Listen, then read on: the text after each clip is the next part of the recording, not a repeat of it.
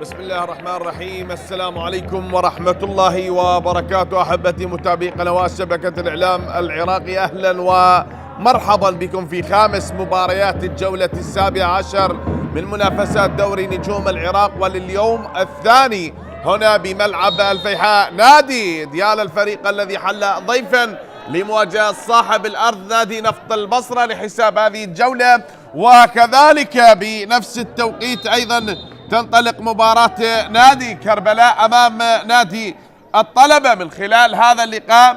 وأيضا بمباراة اليوم هنا انطلقت صافرة حكم المباراة الدولي مهند قاسم، هو من يضبط هذا اللقاء، ويساعده كرار أحمد أكرم إسماعيل على سلام حكم رابع عصام فاضل حكم الفار، على عباس أيفار مقيم الحكام كاظم عودة، ومشرف المباراة عبد الكريم اسكندر.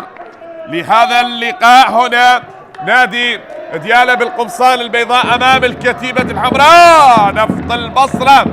نعم، البداية الأولى من صاحب الأرض من نادي نفط البصرة، كتيبة المدرب نعم أنهى عقده بالتراضي المدرب الكرواتي أندري باناديتش الذي رحل عن نادي نفط البصرة، واليوم يشرف على الفريق الكابتن سالم ديروز لنفط البصرة، بينما في الجهة المقابلة للفريق الضيف نادي ديالا المدرب يامن الزلفاني، وكذلك اليوم بالحراسة لتشكيلة نادي ديالا وسام محمد وناذلين الجولو، بخط الدفاع أيمن محمود مقتدى حسن حيدر رسمي عبد المجيد محمد صبارة، وكذلك صديق جمال مصطفى مؤيد محمد خالد شفال أنس مالك لويس بهاما الوافد الجديد الفرنسي مع نادي ديالا، الفريق الذي يأمل أن تتغير نتائج خلال هذه المباريات المتبقية من المرحلة الأولى في دوري نجوم العراق. بينما في الجهة المقابلة لكتيبة نادي نفط البصرة بالحراسة مجتبى محمد وكان جريفي أماتشو أرستوتي زيكي مصطفى عبد الجليل حسين فلاح جوزيف والصادق زامل توري جونيور محمود أحمد علي خليل وإسماعيل أوارو. هي تشكيلة نادي نفط البصرة من خلال هذا اللقاء لمباراة اليوم. نفط البصرة خسر مباراة الماضية أمام نادي القاسم بهدفين لهدف، ونادي ديالا الذي تعادل أمام نادي الزوراء متصدر الترتيب بهدف لمثله. ومن خلال هذا اللقاء لمباراة اليوم بملعب الفيحاء هو البحث عن النقاط الثلاثة.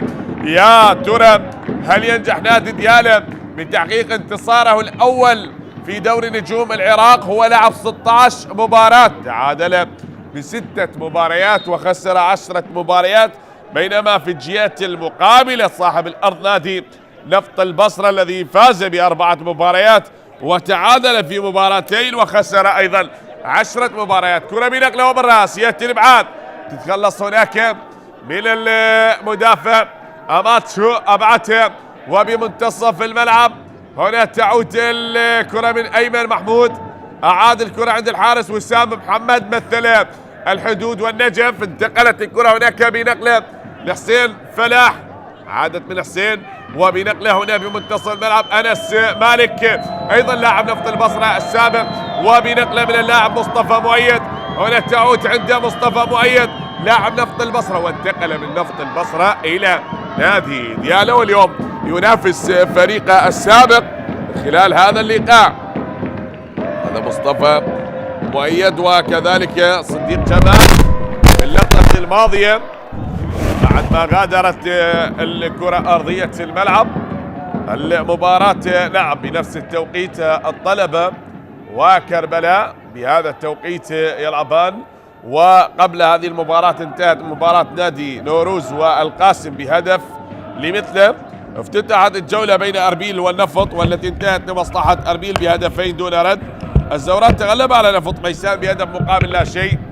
وأيضا تلعب هذه المباراة، وبعد هذه المباراة ستلعب كذلك مباراة أتهوك والقرمة. هذه بنقلة، مرت الكرة عند اللاعب لويس يحاول الآن بلويس، جول جول جول جول. لا لا لا لا لا لا لا، أرادوا أن يحتفلوا الكتيبة البرتغالية، ولكن هناك راية كانت حاضرة في اللقطة الماضية يا مرتضى حسن. الراية كانت حاضرة اللقطة الماضية. هذه الإعادة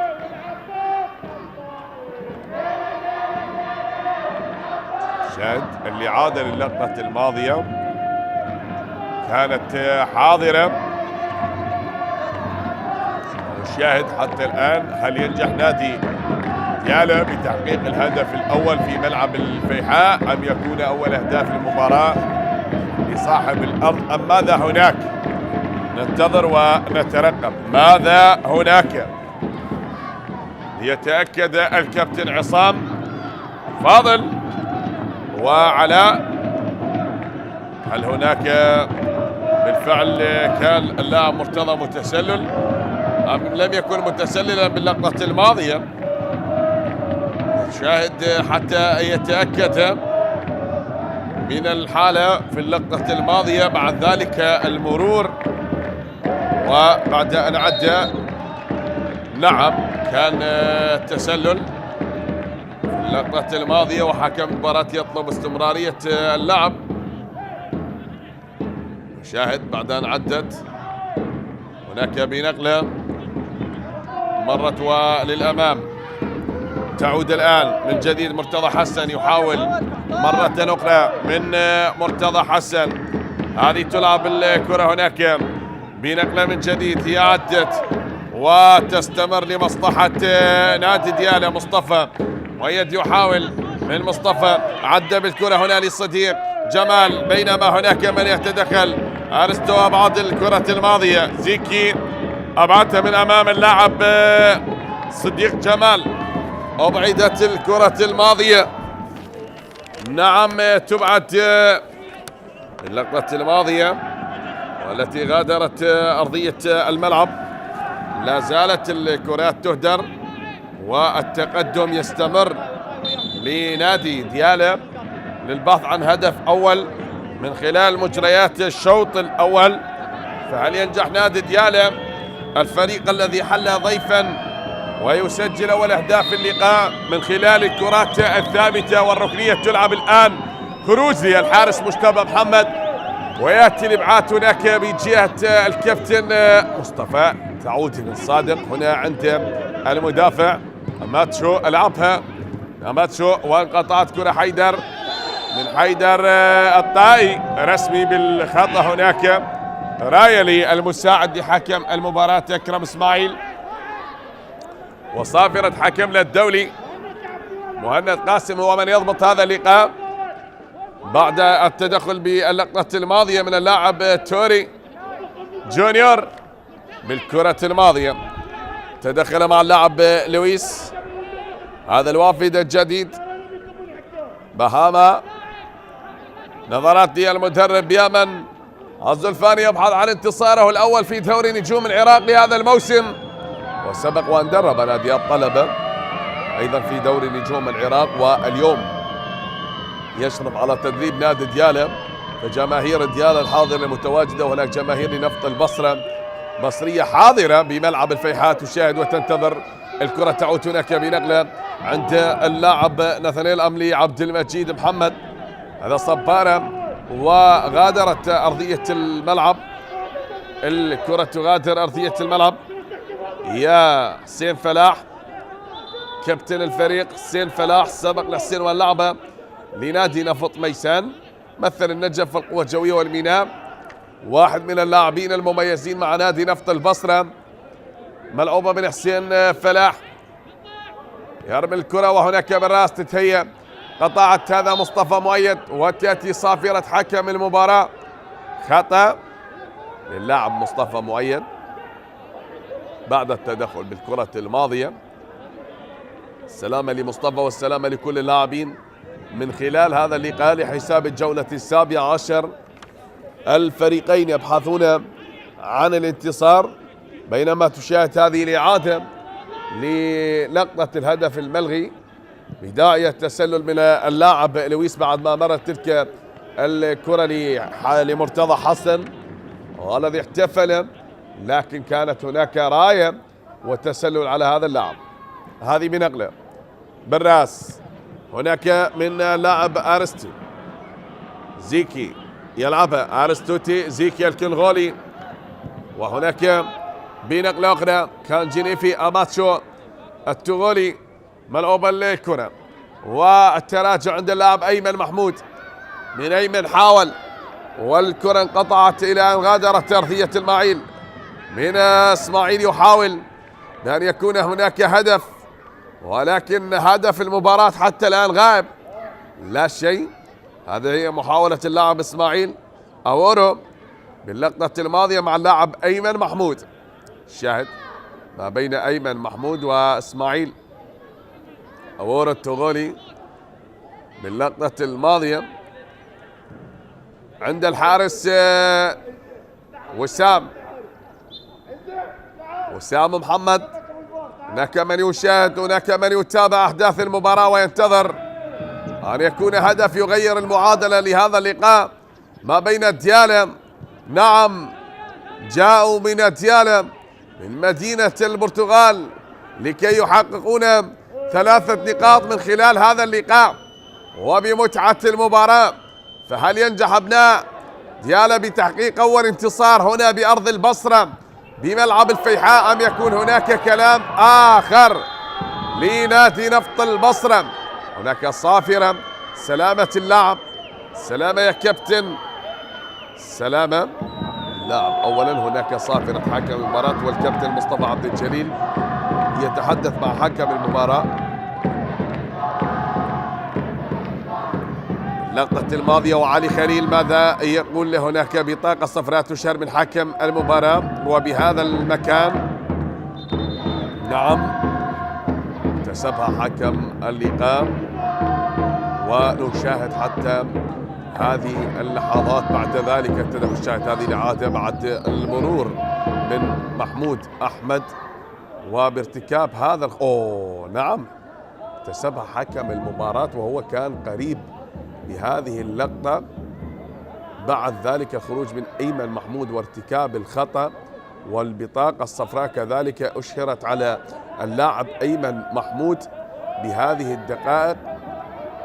كذلك نتمنى السلامة للاعب محمود أحمد، اللاعب اللي مثل الحدود والنفط والصناعات الكهربائية. الكلام ما بين اللاعب هناك أنس مالك لاعب نفط البصرة السابق، وانتقل من نفط البصرة إلى نادي الكرخ، ومن الكرخ ثم انتقل إلى نادي ديالى ولا زال مع نادي ديالى. الكابتن سالم، نعم سالم، يروز بهذه النظرات بعد انهاء عقد المدرب الكرواتي اندري ماناديتش، انهاء عقده بالتراضي، وينتظر نفط البصرة المدرب الجديد الذي سيوقع على كشوفات واستلام المهمة التدريبية لنادي نفط البصرة خلال هذه الفترة القريبة إن شاء الله. نتمنى التوفيق لأنديتنا في دوري نجوم العراق بهذا الخطأ هنا لمصلحة نادي نفط البصرة بهذا المكان. من على التنفيذ حسين فلاح، أن تترك الكرة لمحمود أحمد، هو من ينفذ هذه الكرة من هذا المكان بمكان خطير أكيد لنادي نفط البصرة. فهل يتمكنون من النجاح وتسجيل أول أهداف المباراة من خلال هذا اللقاء؟ نلعب بالدقيقة 14 من أحداث الشوط الأول بهذا المكان عند خط 18. أحمد محمود يلعب، أحمد محمود والعارضة يا أحمد محمود، الكرة راحت إلى خارج أرضية الملعب. بتسديدة رائعة من أحمد محمود، والعارضة أبعدت تلك الكرة بتلك التسديدة الجميلة من أحمد محمود. عادت هناك عند اللاعب، هذا هو أماتشو، وبمنتصف الملعب نقلة بالتصويب من صادق إلى أن غادرت طويلة، غادرت أرضية الملعب يا أحمد محمود. يعتذر من زملاء أحمد محمود. شاهد هذه الإعادة لهذه التصويبة، بينما العارضة هي التي تصدت وأبعدت الكرة الماضية. صادق هناك عند نفط البصرة، حسين من حسين يلعب الكرة عند اللاعب إسماعيل.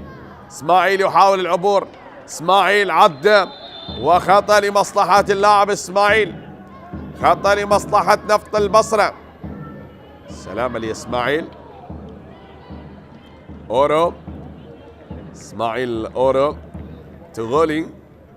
شاهد ما بين الصديق جمال وإسماعيل باللقطة الماضية. بعد هذا التدخل والخطأ، ارتكب خطأ اللاعب صديق جمال باللقطة الماضية.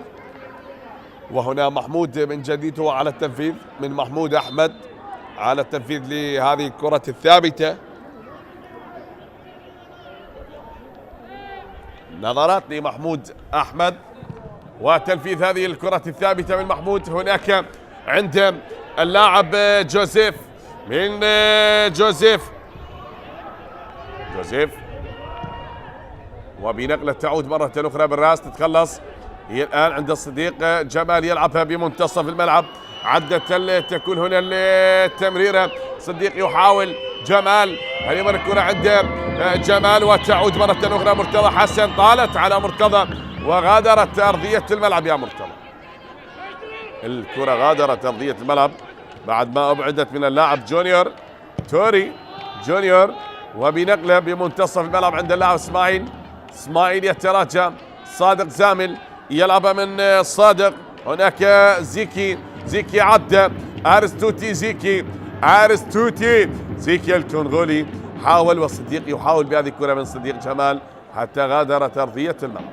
كرة أبعدت وغادرت أرضية الملعب بعد محاولة اللاعب زيكي أرستوتي. زيكي الكونغولي حاول بالكرة الماضية لكنها طالت، وعادت الآن.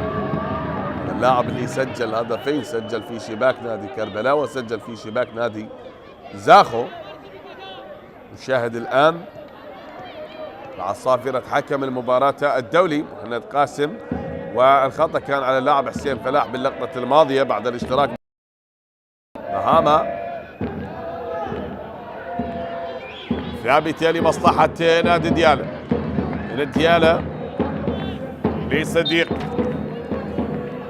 صديق على التنفيذ، صديق جمال يلعب صديق جمال، مرت الآن يا جمالك، لا ضاعت. هذه وين يا أيمن محمود؟ غادرت أرضية الملعب بعد هذه الكرة التي نعم لعبت بشكل رائع وبطريقة جميلة من مصطفى مؤيد، لكن اللاعب أيمن محمود لم يعتني بالكرة الماضية وغادرت أرضية الملعب. وصلت من جديد هنا بالراس، الارتقاء، وصلت هناك محاولة العبور، تأتي وصافرة حكم المباراة تشير وجود خطأ. الخطأ بعد ذلك التدخل باللقطة الماضية والكلام. كادت أن تصل لمحمد شفان اللقطة الماضية، اشتراك هذا بهذه الكرة ما بين اللاعب أنس مالك وكذلك جونيور جوزيف.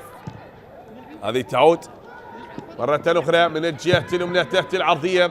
ديالى حتى الآن يحاولون الوصول ويبحثون عن هدف أول الأكثر تقدما والأكثر ضغطا وخطورة على مرمى نادي نفط البصرة، بينما المحاولة من إسماعيل تأتي، وشاهدنا خطورة نفط البصرة بتسديدة اللاعب محمود أحمد التي ارتدمت بالعارضة، وعادت الآن بهذه النقلة. وصلت من جديد محاولة عند اللاعب صديق، أعاتها لأيمن محمود. من أيمن هناك عند اللاعب نانجولو، إن ناثانيل نانجولو. هي تعود الآن ومحاولة الوصول بهذه الكرة هناك باتجاه اللاعب شفال، يحاول من أنس لمحمد خالد، وتعود الكرة تنقطع من اللاعب أماتشو أبعتها، تعود بمنتصف الملعب. هذه لأيمن محمود، نقلة من محمود. أنس يا مالك، من أنس لمصطفى يحاول الدخول. مصطفى مؤيد، من مصطفى مؤيد عدى مصطفى مؤيد وإلى خارج أرضية الملعب. ضاعت يا مصطفى مؤيد، غادرت أرضية الملعب. حتى هذه اللحظات تمضي أحداث المباراة بنزعات اللاعب مصطفى مؤيد بمروره الجميل ونزعاته الهجومية. نشاهد يقدم شيء رائع من خلال مباراة اليوم، وهم يبحثون عن هدف أول. هذه جماهير متواجدة هنا مساندة لنفط البصرة، وهناك أيضا جماهير تشاهد وتتابع من خلال قنوات شبكة الإعلام العراقي ومن خلال مباراة اليوم. لهذه المباراة هل ينجح نادي ديالى ويعبر بهذه المباراة، أم تبقى النتيجة بهذه المباراة وتكون لصاحب الأرض لفريق نفط البصرة؟ عدت عند اللاعب لويس، ما بين لويس وأماتشو باللقطة الماضية. لا عد، ممكن أن يكون لا ضاعت، ومجتبى يتألق بإبعاد الكرة بعد أن أخطأ اللاعب توري جونيور. وهذا لويس بهذا حاول الفرنسي باللقطة الماضية، شاهد هو يخطف الكرة من اللاعب توري جونيور وعد بهذا الخطأ مر، لكن كان هناك كلام آخر وإبداع للحارس مجتبى محمد يتمكن من الإبعاد وإنقاذ مرمى فريق. الركنية الآن بهذه اللحظات لمصلحة نادي ديالى. ملعوب الكرة بنقلة والإبعاد، تتخلص الكرة بعد ما عدت. هناك مجيد وهناك من مصطفى بهذه المحاولات التي استمرت ولا زالت حتى عادت الآن بنقلة أخرى. هذه تصل مقتدى هنا، عادت عند اللاعب زيكي، يحاول من زيكي، حاول بالكرة الماضية كونغولي، وهذا اللاعب الشاب مقتدى حسن للمباراة الثالثة مع نادي ديالى. هذا جاء من نادي الصناعات الكهربائية وواحد من اللاعبين المميزين مع نادي ديالى. أثبت بجدارة للمدرب بأنه يستحق أن يكون متواجدا في التشكيلة الأساسية لنادي ديالى. وللمباراة الثالثة لم يجلس في دكة البدلاء من حين قدومه حتى هذه المباراة، يشرك في كل مباراة كلاعب أساسي. هو لعب في مباراة الأولى أمام نادي القرمة، اشترك لاعب أساسي، وفي المباراة الثانية أمام نادي الزوراء، واليوم أمام نادي نفط البصرة. من خلال هذه المباراة يقدم معطيات رائعة. وتعود الكرة بمحاولة هناك، وصلت النادي الوحيد اللي لم يحقق الفوز في دوري نجوم العراق حتى الجولة السابعة عشر هو نادي ديالى. نشاهد بينما تصل الكرة هنا الجانبية من حسين فلاح يلعبها، مرت للاعب محمود، ضاعت الكرة إلى أن غادرت أرضية الملعب. لا ظهور حتى الآن للاعب علي خليل بمحاولات التي دائما ما تلفت أنظار المشاهدين وبأهدافه الجميلة. بينما هناك أيضا من يشاهد أين لمسات اللاعب محمد شفال ومرور أنس مالك. من خلال هذا اللقاء الأفضل ظهور حتى الآن هو اللاعب لويس، اللاعب الوافد الجديد بتحركاته، كان أخطر لاعب وأخطر على أيضا مرمى الحارس مجتبى محمد بأكثر من كرة، ولا زال يحاولون بأن يصلوا ويسجلوا هدف. هذه وصلت الآن، هذه عدت الآن، هنا المحاولة والإبعاد. يأتي محمود وتغادر أرضية الملعب. زيكي أترك الكرة، أرستوتي زيكي يترك هذه الكرة، تغادر أرضية الملعب من حسين فلاح، عادت لحسين أرستوتي زيكي. زيكي يحاول، تأتي العرضية هناك باتجاه علي خليل، لكن الابعاد من مقتدى حسن ولي حيدر، وصلت بمنتصف الملعب لمصطفى عبد الجليل. مرت الكرة هناك بنقلة وتعود بمنتصف الملعب مرة أخرى. صادق زامل، من صادق زامل نقلة يلعبها باتجاه اللاعب اسماعيل ومقتدى حسن قريب. مقتدى قريب ترك هذه الكرة تغادر أرضية الملعب بعد محاولة اللاعب اسماعيل أوارو. هذا هو اسماعيل الواضح بالصورة أحبتي، والتعادل لا زال مستمر ما بين الفريقين. لا شيء لنادي ديالا ولا شيء لنادي نفط البصرة بعد أن عادت الآن بمنتصف الملعب. مرت والمرور جميل، وهناك خطأ يأتي بصافرة حكم المباراة. حيدر حاول، وبذلك المرور من عبد المجيد في اللقطة الماضية. شاهد هذا هو مرور هذا الفتى بتلك اللقطة من مقتدى حسن، بذلك العبور الرائع بمنتصف الملعب. أيمن محمود أعاد الكرة لناثانيل نانجولو، وعادت الآن الكرة بمنتصف الملعب. محمد خالد بنقلة طويلة وصلت عند اللاعب مصطفى مؤيد. من مصطفى مؤيد تأتي هذه الكرة بالعرضية، وهناك خروج للحارس مجتبى محمد المتألق مع نفط البصرة. ولنقلة هناك بين اسماعيل يحاول ونانجولو، حاول اسماعيل، عدى اسماعيل، خطير للبصرة، خطير للبصرة، خطير، والكرة عند الحارس سام محمد. اسماعيل حاول بتلك الكرة وعدى بعد ذلك المرور، هو تخطى المدافع ناثانيل نانجولو الكاميروني، بينما كان هناك كلام عند الحارس وسام محمد. عدت عبد المجيد من محمد صبارة، وتعود بنقلة تتهيأ عند اللاعب نانجولو بوسط الملعب. عبد المجيد حاول، انقطعت، حيدر رسمي، ومرت الآن اسماعيل، مرت اسماعيل وتنقطع من اللاعب أيمن محمود. تعود مرة أخرى حيدر، نقلة من حيدر بمنتصف الملعب. عدت الآن ولا زالت مستمرة بهذه التمريرة لمصطفى مؤيد. من مصطفى مؤيد البحث عن زميل، ينتظر، تأتي بالعرضية وبالراس تتخلص. تعود هناك بنقلة أخرى، لا زالت الأمور مستمرة. مرتضى حسن يحاول بأن يعدي، ولكن هنا حسين فلاح، والكرة ارتدت بمصطفى مؤيد وغادرت أرضية الملعب. الكرة ارتدمت باللاعب مصطفى مؤيد وغادرت أرضية الملعب. علي خليل، السلامة لعلي. علي خليل على ما يبدو يشكو من إصابة. سلامة اللاعب علي خليل، وكذلك حكم المباراة يطلب من المعالج بأن يدخل.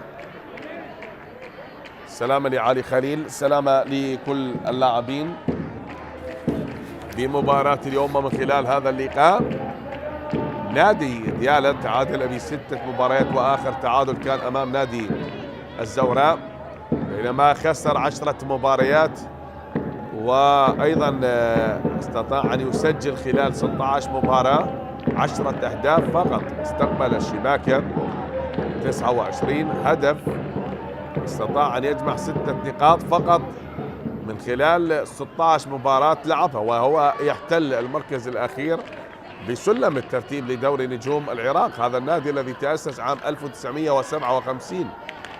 ولا زلنا نشاهد هنا توجيهات الكابتن. نعم، لك الكابتن سالم نيروز والكابتن علاء نيروز اليوم إشراف وأيضا تدريب في مباراة اليوم لنفط البصرة بعد إنهاء عقد المدرب بالتراضي باناديتش الكرواتي، وتنتظر كذلك إدارة نادي نفط البصرة للبحث للتعاقد مع مدرب جديد يقود الفريق في المهمة القادمة وفي المباريات القادمة من دوري نجوم العراق. هذه وصلت الآن بنقلة. هناك كذلك عدة تعاقدات مع نادي ديالا، ممكن أن يكون في الشوط الثاني المهاجم كولينز أوباري، لاعب اللي يمثل الزوراء في دورينا، وكذلك شاهدنا اشتراك المهاجم الفرنسي لويس مهاما القادم، اللاعب اللي يمثل نادي دومانيف البلغاري. سلامة اللاعب، السلامة يا حسين، السلامة لكل اللاعبين بعد هذا التدخل ما بين مصطفى باللقطة الماضية. شاهد هذه الإعادة، سلامة اللاعب صادق زامل، التدخل مع اللاعب مرتضى حسن بهذه اللقطة. صافرة حكم المباراة كانت متواجدة، وسقوط اللاعب صادق زامل لا زال يشكو من هذا التدخل. نادي ديالا وخسر من أربيل 2-1، وخسر من الشرطة 6-0، من نادي القاسم 1-0، من الكهرباء 2-1، خسر من النجف أيضا 2-0، من التوك 3-1، من الطلبة 1-0، وخسر من نادي نوروز 2-1، خسر من نادي زاخو 4-1، ومن الحدود 1-0، بينما تعادل أمام القوى الجوية بهدف مقابل هدف، تعادل أمام الميناء بنفس النتيجة، تعادل أمام نادي كربلاء بهدفين مقابل هدفين، أمام النفط والقرمة سلبا، وتعادل أمام الزوراء بهدف مقابل هدف بعد أن غادر أرضية الملعب علي خليل بسبب الإصابة. لا زلنا نشاهد حتى هذه اللحظات، وصادق زامل أيضا لا زال جالس على أرضية الملعب يتلقى علاج بالكرة الماضية بين هذا الدخول بينما بين مرتضى حسن بتلك اللقطة. وحتى هذه اللحظات والمباراة مستمرة أحبتي بالتعادل وبهذا الأداء المتواضع ما بين نفط البصرة ونادي ديالا. فهل سنشاهد هدف يغير من مجريات المباراة ويكون الهدف الأول بالمباراة؟ هل لمصلحة الفريق الضيف؟ عدت هناك بالراس، يأتي الإبعاد، تتخلص من حيدر، مرت وللأمام، عادت لي اللاعب زيكي، هي الآن يا زيكي وصلت عند نفط البصرة، عادت وبنقلة مرة أخرى تستمر وللأمام، محاولة العبور بهذه الكرة، عد يا زيكي، مر بالكرة، عد زيكي، ولكن هنا تنقطع الكرة وتعود بنقلة من جديد عند اللاعب ناثانيل نانغولو، يلعبها، تتهيأ من نانغولو، ومرت مرة أخرى تصل هناك بنقلة، هي من جديد من حيدر، يتراجع بهذه الكرة من حيدر وتعود للاعب صديق جمال، صديق يا جمال، عدى بالكرة صديق جمال ويحاول العبور، تأتي العرضية هناك مجتبى، خروج للحارس مجتبى محمد باللقطة الماضية، وأيضا خروج موفق للحارس مجتبى محمد بهذه اللقطة، ينقذ مرمى فريقه من هدف. لا زالت الأمور مستمرة حتى الآن بالتعادل ما بين الفريقين. نشاهد نتابع أحبتي، هل ينجح نفط البصرة بتسجيل أول أهداف المباراة أم تكون هنا لمصلحة نادي ديالا بهذه المحاولة التي عدت وذهبت بعيدة إلى خارج أرضية الملعب. عبد المجيد بعد المحاولة بالكرة الماضية من عبد المجيد بعد أن غادر علي خليل أرضية الملعب، واشترك اللاعب مصطفى هادي. هذه مرة الآن من جديد، أنس يحاول من أنس مالك، عادت الكرة تنقطع بسبب الإصابة. علي خليل اضطر أن يترك أرضية الملعب، وزيكي مرة الآن هي عند إسماعيل، إسماعيل يلعبها بهذا المرور. مصطفى اللي يخطف الكرة من اللاعب ناثانيل نانغولو، وتعود هناك لمقتدى حسن. مقتدى حسن هو من يحاول، انقطعت، لا لن تنقطع، بل يعيد الكرة للحارس وسام محمد. من وسام هذه لمصطفى حيدر بمنتصف الملعب، نقلة هناك زيكي يلعبها من اللاعب جوزيف، وصافرة حكم المباراة تشير وجود خطأ. وكانت بطاقة صفراء أيضا على اللاعب مرتضى حسن. سلامة للاعب لويس بعد هذا الاشتراك باللقطة الماضية ما بين اللاعب كان جينيفي أماتشو ولويس. بعد هذا التدخل وصافرة حكم المباراة كانت متواجدة، أشارت بالخطأ على اللاعب كان جينيفي أماتشو.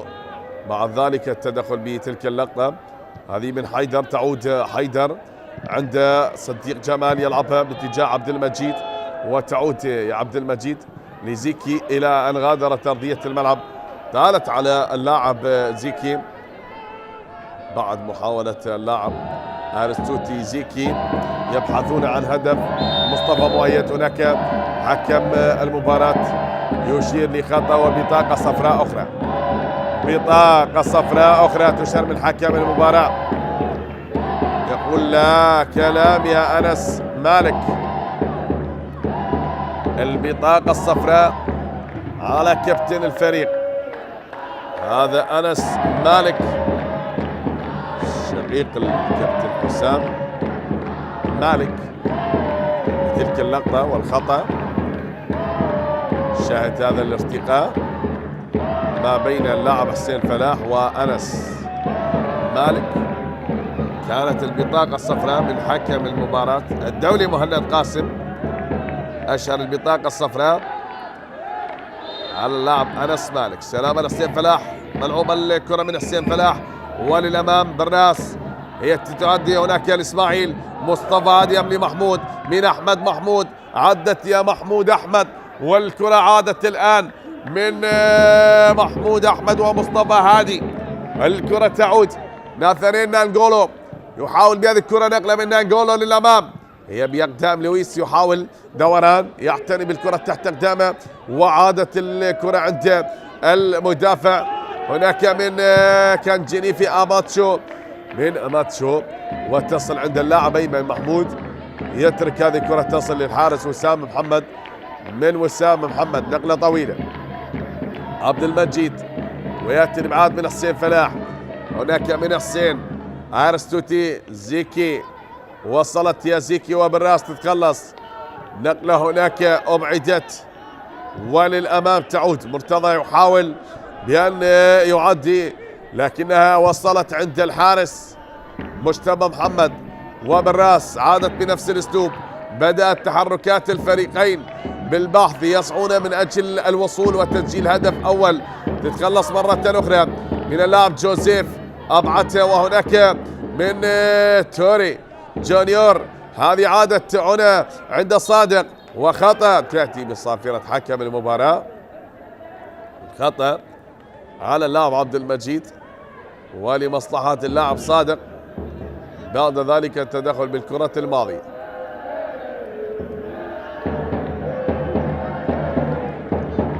تلعب هناك من زيكي جونيور لجوزيف بنقلة طويلة في الجهة اليسرى، تأتي العرضية باتجاه مصطفى وبالراس مصطفى عبد الجليل، وبتلك النقلة هذه وصلت عند اللاعب محمود أحمد، يتراجع، ومرت الكرة الآن من حسين فلاح بهذه العرضية. حسين والكرة قريبة من حيدر، تتخلص بتلك الراسية، وصلت الآن أرضية قصيرة لا زالت مستمرة عند اللاعب صديق جمال، هل يلعبها باتجاه عبد المجيد؟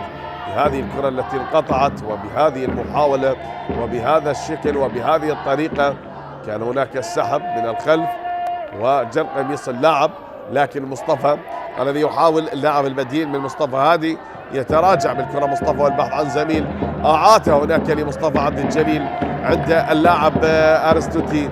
زيكي بوسط الملعب، صادق من اللاعب حسين فلاح، حسين يا فلاح، عادت لنفط البصرة، نقلة نفط البصرة، محاولة العبور عند جوزيف، يحاول من جوزيف، هناك نقلة كان جينيفي أماتشو، من كان جينيفي مرت هناك توري يعيد الكرة باتجاه اسماعيل، يحاول الآن ممكن أن تكون بصراوية بهذه الكرة، عدت ولا زالت مستمرة حتى انقطعت، وخطأ لمصلحة ديالى، خطأ لنادي ديالى. محمود يحدث حكم المباراة، لكن الخطأ كان لمصلحة اللاعب مرتضى حسن بعد هذا التدخل ما بين اللاعب محمود أحمد. هل كان هناك؟ لم يكن هناك أي تدخل من اللاعب محمود أحمد باللقطة الماضية، وصافرة حكم المباراة كانت بالخطأ على اللاعب محمود أحمد، لكن ما يبدو اللاعب هو من تعثر وسقط أرضا.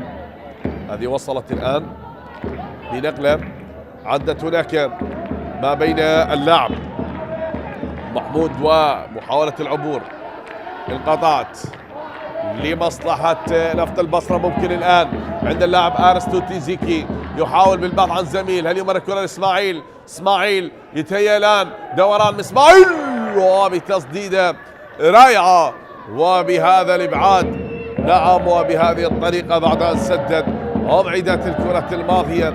أمام هناك جيتار كونكريتي من المدافعين يمنع الكرات التي تصل لمرمى الحارس وسام محمد. هناك اللاعب الشاب هذا مقتدى حسن المنافس بروح قتالية بهذه المباراة، وكذلك أيمن محمود وناثانيل نونغولو يمنعون الكرات العابرة لهناك باتجاه مرمى الحارس وسام، بينما محاولات الاسمران اسماعيل تريد ان تتخطى هذا الجدار الكونكريتي وتعبر عن فرحة البصرة بهدف أول يكون في شباك ديالى الفريق الضيف من خلال مباراة اليوم، الذي يسعى من أجل تسجيل أول أهدافه من خلال هذا اللقاء. وحتى هذه اللحظات أحبتي كما تشاهدون المباراة مستمرة بالتعادل ما بين الفريقين، لا شيء لنادي ديالى ولا شيء لنادي نفط البصرة. وصلت الكرة هنا بمنتصف الملعب وعادت عند اللاعب مصطفى مؤيد، يحاول الدوران، أعاد الكرة عند اللاعب ناثانيل نونغولو، وصلت ومن جديد بنقلة هناك طويلة مرت وبالراس، عدت المتابعة من اللاعب مصطفى هادي ومقتدى حسن قريب، مقتدى ما بين مقتدى، ما شاء الله، يا لهذه ثقة هذا اللاعب الشاب، ويا لهذا السيطرة والمهارة حتى تمكن من أن يتلاعب بالمهاجم. هذه السيطرة الدفاعية لهذا اللاعب، أحيانا ترى المهاجم هو من يراوغ، هو من يبدع، لكن بهذه الثقة عند هذا المدافع الشاب ويتمكن من أن يحصل على خطأ ويمنع مصطفى هادي من أن يخطف ويأخذ الكرة منه بهذه الكرة الماضية. عادت الآن من أيمن محمود، عادت للحارس وسام، لأيمن محمود مرة أخرى، أيمن يا محمود، وبنقلة هناك عند اللاعب ناثانيل نانغولو يحاول بهذه اللحظات الكاميروني يلعب بمنتصف الملعب، وهنا بهذا التدخل انقطعت الابعاد، ياتي ماتشو كان جنيفي اماتشو، وصلت لي صادق من حسين فلاح، نقلة طويلة حسين يا فلاح باتجاه اسماعيل، وخطأ هنا صافرة حكم المباراة تشير لوجود خطأ، بعد ذلك التدخل. حتى الآن تستمر هذه المحاولات بندية هذا اللقاء، والتعادل هو المسيطر على أحداث المباراة، لا شيء لنادي ديالى. ممكن عن طريق اللاعب لويس ممكن أن يعلن عن أول أهدافه مع نادي ديالى في أولى مبارياته الرسمية. هذه لعبة الكرة، وعادت الآن بنقلة ومن جديد هنا لتصل مرة أخرى، يلا مرت يلا عدت، ولا زالت الأمور مستمرة. الإبعاد تتخلص من جوزيف لتلك النقلة بعد ما وصلت، وهذه عادت الآن أنس يلعبها، مرت يا أنس، هنا تأتي ممكن أن تكون محاولة بهذه العرضية والإبعاد، الكرة إلى خارج أرضية الملعب، طالت ومرت يا عبد المجيد، ولكنها نعم مرت فوق العارضة وفي الشباك الخارجية. غادرت أرضية الملعب. نظرات للمدرب يمن الزلفاني بماذا يفكر التونسي، هل ينجح في الشوط الثاني أو يعود ب3 نقاط من أرض البصرة، فهو لن يفوز بأي مباراة ويحاول من خلال هذه المباراة كسب النقاط ال3 أمام نفط البصرة، هذا الفريق المحترم بهذه المحاولة التي وصلت الآن، بينما نفط البصرة الذي يريد أن يعوض عن الخسارة السابقة التي تلقاها من نادي القاسم بعد ما خسر ب2 مقابل هدف، والآخر تعادل أمام نادي الزوراء بهدف مقابل هدف. هذه بعد ما وصلت الكرة الآن وعدت للأمام. نادي ديالا بالفعل هو لن يفوز أي مباراة، لكن تعادل مع أندية كبيرة، مع أندية عريقة. أول تعادل كان عنده أمام نادي الميناء، وتعادل أمام نادي القوة الجوية، تعادل أمام نادي الزوراء، تعادل أيضا أمام نادي القرمة والنفط وكربلاء خلال المباريات ال6 التي تعادل بها. وصلت هناك تأتي العرضية، وسام قريب من وسام محمد وصافرة حكم المباراة. خطأ، سلامة للحارس وسام، خطأ على اللاعب محمود أحمد. هذه الإعادة بعد هذه التمريرة التي لعبها اللاعب زيكي لمصطفى هادي. شاهد خروج الحارس وسام محمد، والخطأ كان على اللاعب في الاشتراك والاحتكاك مع الحارس وسام محمد من اللاعب محمود أحمد بتلك اللقطة. بالوقت الإضافي أحبت نلعب 3 دقائق وقت إضافي من حكم المباراة، والتعادل حتى الآن هو مستمر بهذه المباراة. لا شيء لنادي نفط البصرة ولا شيء لنادي ديالا. بنقلة طويلة مرت هناك للأمام، مصطفى هادي يحاول أن يعدي، كان بهذا المكان.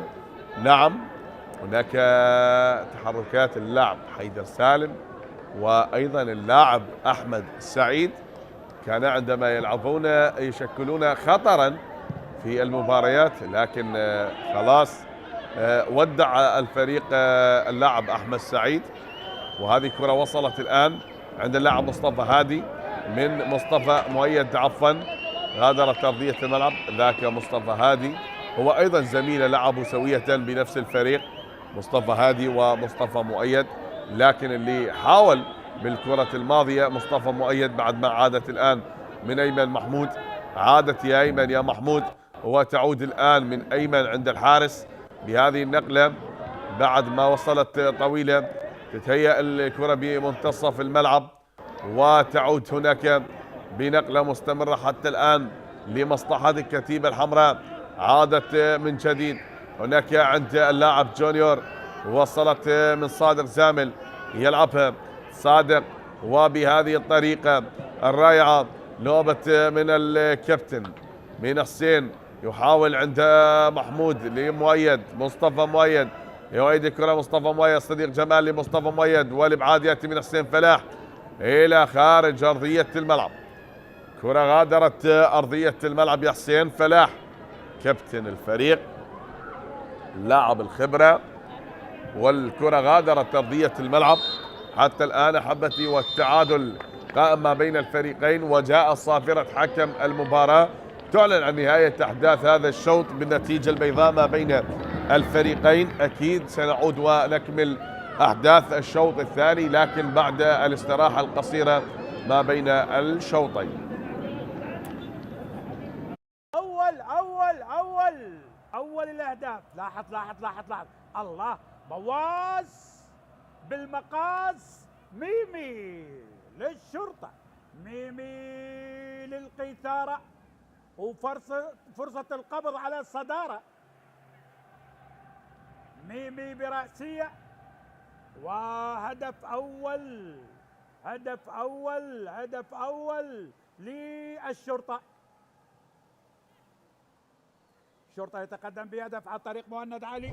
هكذا أماكن ويفتتح التسجيل، كرة بالراس، جول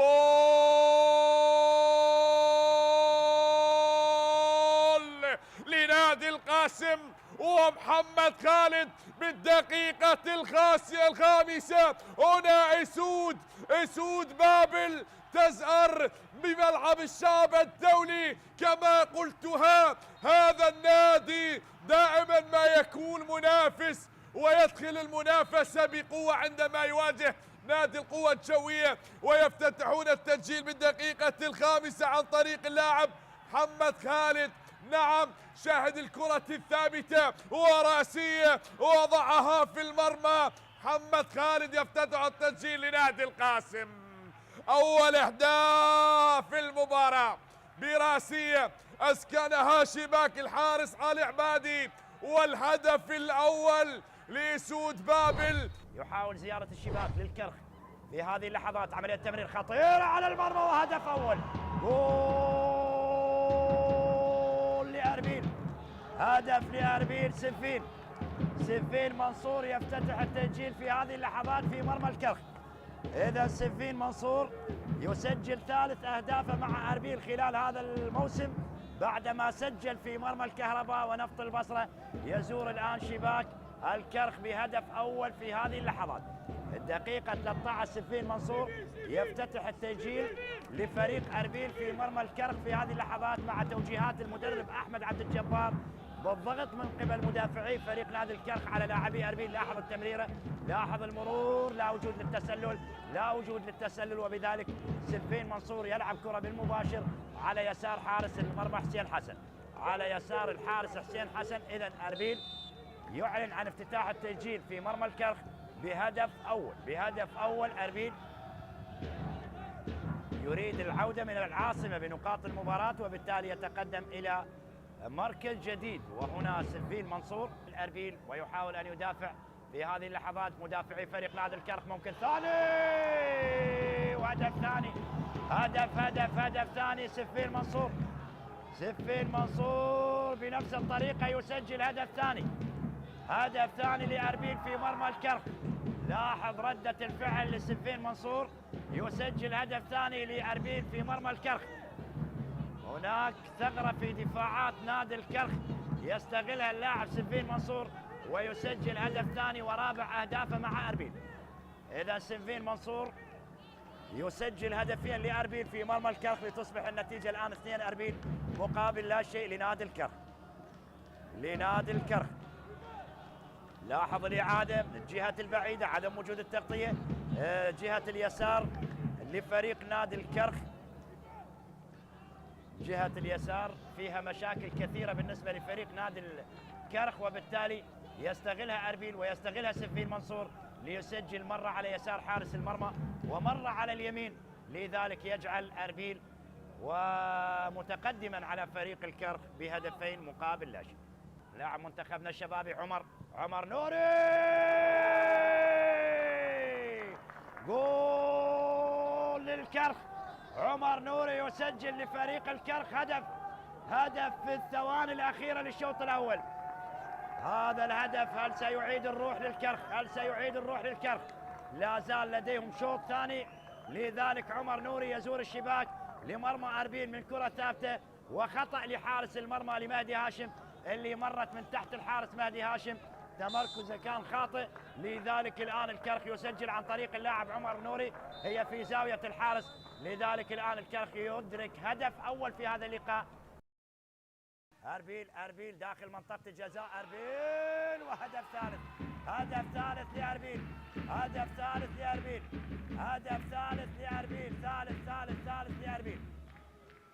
ثالث لأربيل يسجل أمام فرحة جماهير أربيل بهذا الهدف، بعدما كانت هناك الأمور لفريق الكرخ اللي حقق الأفضلية في بداية الشوط الثاني، لكن أربيل من كرة مرتدة من محاولة داخل منطقة الجزاء يسجل من خلالها إيفان خالد الهدف الثالث لأربيل.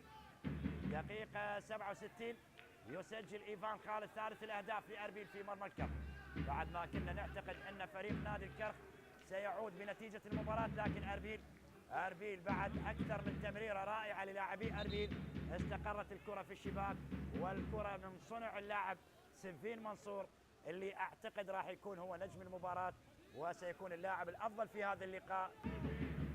قريبة لمنطقة جزاء أربيل، داخل منطقة الجزاء لا وجود تسلل، مهند وإيزي يسجل، إيزي يسجل هدف ثاني، إيزي إيفياني إيزي يسجل هدف ثاني لنادي الكرخ، هدف ثاني بتمريره عن طريق اللاعب مهند أبو طه، لعبها بالمقاس على قدم اللاعب إيزي إيفياني، وبالتالي تخلص بهذه الطريقة من الحارس ويسجل هدف ثاني لفريق الكرخ، هدف ثاني لفريق الكرخ. الآن يسجل الكرخ في مرمى أربيل وتصبح النتيجة الآن 3-2. 3-2 5 أهداف جميلة سجلت في هذا اللقاء، والآن إيزي يسجل لفريق الكرخ في مرمى أربيل. المحاولة تستمر داخل منطقة الجزاء، خطيرة شيركو، لاعب خطير لاعب مهاري داخل منطقة الجزاء، والرابع هدف رابع لأربيل، هدف رابع لأربيل في مرمى الكرخ، لأربيل يسجل هدف رابع في مرمى الكرخ. لاحظ الأخطاء الدفاعية الكثيرة للاعبي الكرخ، نتيجة كبيرة يحققها أربيل على الكرخ ب4 أهداف لهدفين. لاحظ هنا الإعادة، مر بهذه الطريقة شيركو وهيأها داخل منطقة الجزاء، ويوسف بن سودة يسجل هدف رابع لأربيل وهدف السادس الشخصي مع أربيل خلال هذا الموسم. التونسي بن سودة يضحى برأسية على يسار حارس المرمى حسين حسن. تبقى الخطورة، تبقى الخطورة، الله الله الله،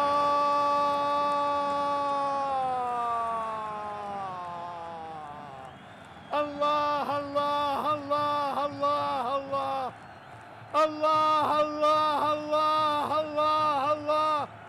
سجل النجف، سجل النجف، سجل النجف وتقدم بأول أهداف المباراة، بأول أهداف المباراة. يا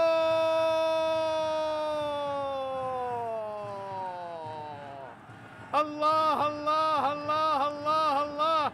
هذه كرة محمد قاسم أرسلها عالية، وبعد ذلك الكرة الرأسية من ماكنزي هدف الثالث هذا الموسم، سجل هدفين من خلال هذا الموسم، وبالتالي ماكنزي اللي سجل على دياله واللي سجل على نفط ميسان. محمد قاسم بتمرير الكرة إياه يحاول مر وتقدم ثاني، أوه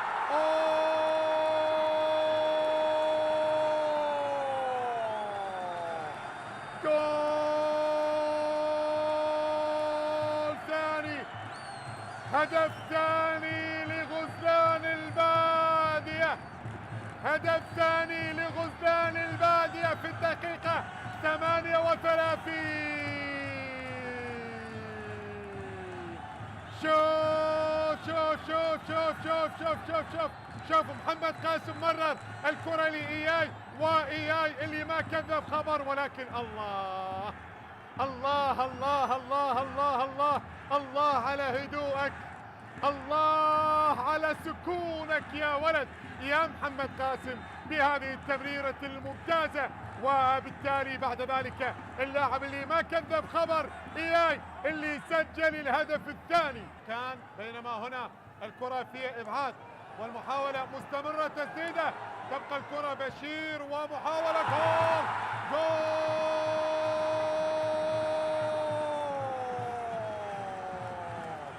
الله. هذه المرة يظهر لنا التونسي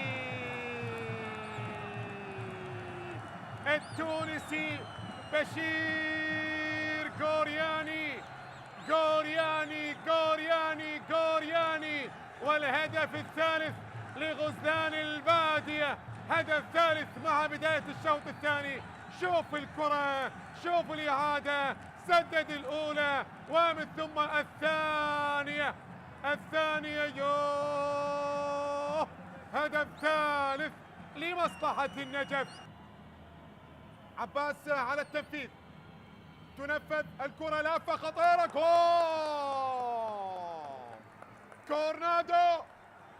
كورنادو الماتادور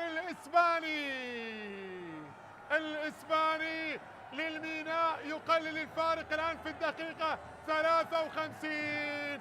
مانويل لولو كورنادو بضربة رأسية يقلل الفارق من خلال هذه الكرة. شوف الإعادة، شوف الإعادة، الضربة الرأسية، وبالتالي سجل وقلل الفارق. يبدو لي أن الميناء سيكون حاضرا من خلال الدقائق القادمة بقوة. هكذا عندما يحضر النجف والميناء تحضر الأهداف وتحضر المتعة. خطيرة، الله،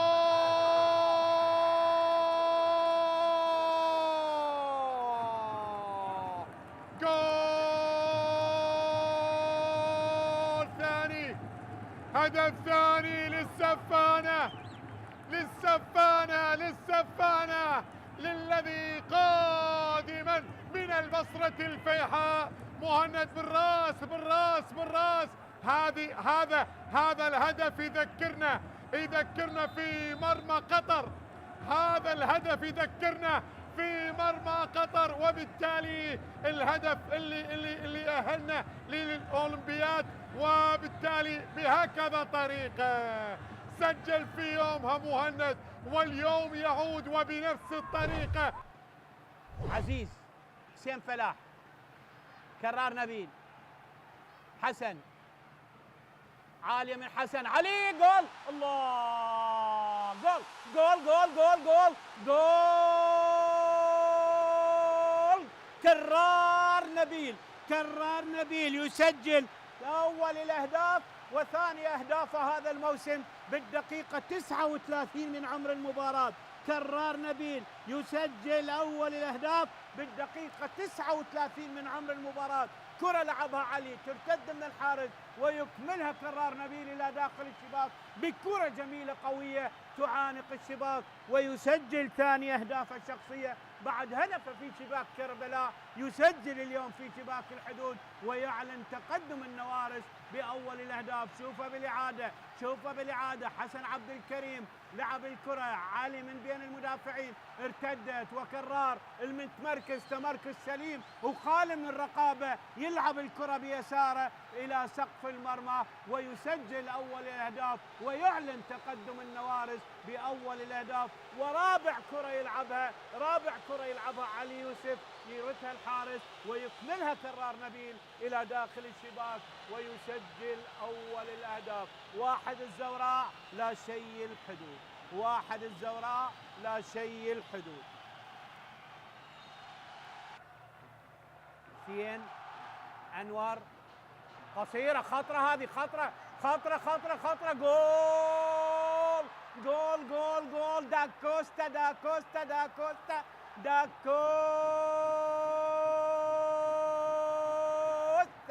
داكوستا بخطأ دفاعي قاتل من الزوراء، وهدف التعادل يسجل داكوستا بالدقيقة 51 من عمر اللقاء. خرج جلال لكن قدر أن يجتاز جلال ويسجل هدف التعادل داكوستا بالدقيقة 51. شوف الكرة، داكوستا بمجهود فردي ولعب الكرة بيمينه إلى داخل الشباك وأحرز التعادل لفريق الزوراء. موه لعب وخطأ قاتل من دفاعات الزوراء ويستغل داكوستا. شوف هذا التمركز السليم للاعب، استغل خطأ دفاعي قاتل، موه الحارس اللي خرج وترك مرمى واجتاز المدافع ولعبها إلى داخل الشباك وأدرك التعادل بالدقيقة 51 من عمر اللقاء. 1 الزوراء 1 الحدود.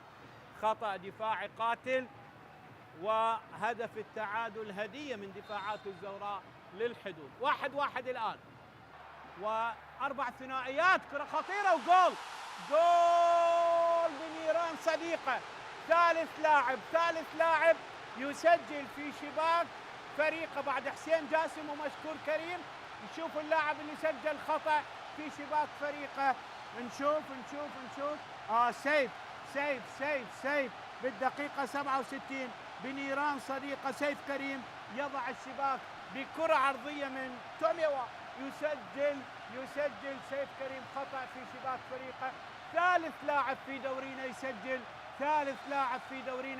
خطأ في مرماه. ثالث لاعب في دورينا يسجل خطأ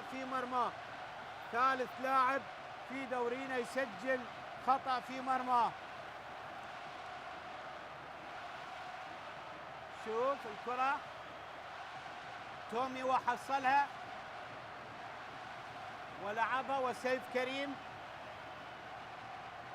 حسين جبار سجل في شباك الحدود للميناء، ومشكور كريم سجل للكهرباء في شباك.